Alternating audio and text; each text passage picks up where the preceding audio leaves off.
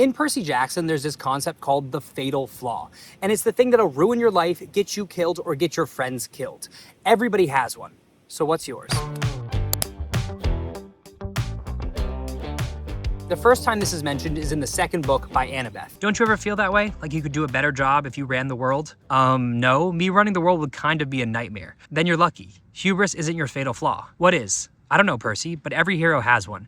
If you don't find it and learn to control it, well, they don't call it fatal for nothing. Call it whatever you want, but we all have these fatal flaws, and they're different for everybody. Some people are overly ambitious to the point where they never spend time with or even see their family. Some people are too optimistic to the point where they ignore negative emotions. Some people, like Annabeth, are overly confident to the point where they think they can do better than anybody. Which brings me to the next time fatal flaws were mentioned in the third book, The Titan's Curse. This time, Athena is talking to Percy about his fatal flaw. Your fatal flaw is your personal loyalty, Percy. You do not know when it is time to cut your losses. To save a friend, you would sacrifice the world. That's not a flaw. Just because I want to help my friends, the most dangerous flaws are those which are good in moderation. The most dangerous flaws are those which are good in moderation. I believe my fatal flaw is empathy. I look at somebody who's done a bad thing or made a mistake, whether it's affected me or just the world in general, and I can see exactly why they did it. I can see that it's not always their fault. I can see that their past experiences made them this way. If somebody steals a loaf of bread, my first thought is that it's probably to feed their family. If somebody is being an asshole to me, what I see is that somebody else was an asshole to them first. The example that I'm thinking of right now is Homelander from The Boys. If you're unfamiliar, Homelander is like an evil superhero who did so many bad things, like an unfathomable amount of bad things. Unfathomable.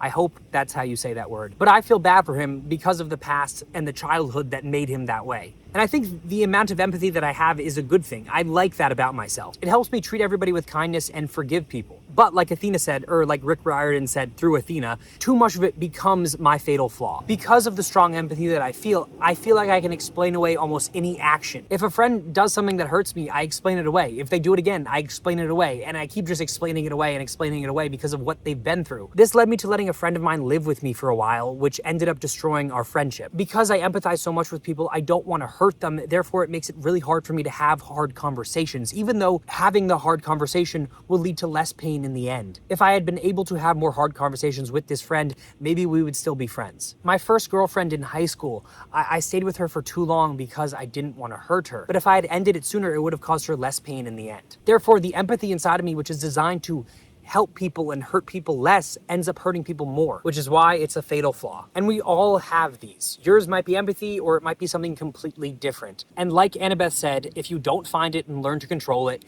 they don't call it fatal for nothing. These things can really destroy your life. They can destroy who you want to be. They can destroy your future. But if you can be honest with yourself about what yours is, you can use it to your advantage, because most of them have two sides. They are good and bad. And if you know where that line is, you could stop it from becoming fatal. I don't necessarily think that we should push these fatal flaws down or away or even try to overcome them. I think that we should learn to work with them. For me, I truly believe that empathy is a great trait to have. But I also need to know that having a hard conversation with somebody, like the friend who I'm no longer friends with, is actually the highest form of empathy. So ask yourself, what is your fatal flaw? And learn how to use it instead of letting it control you. That's all I got today. Thank you so much for watching. Hit that subscribe button if you want, and I will see you tomorrow. Peace out.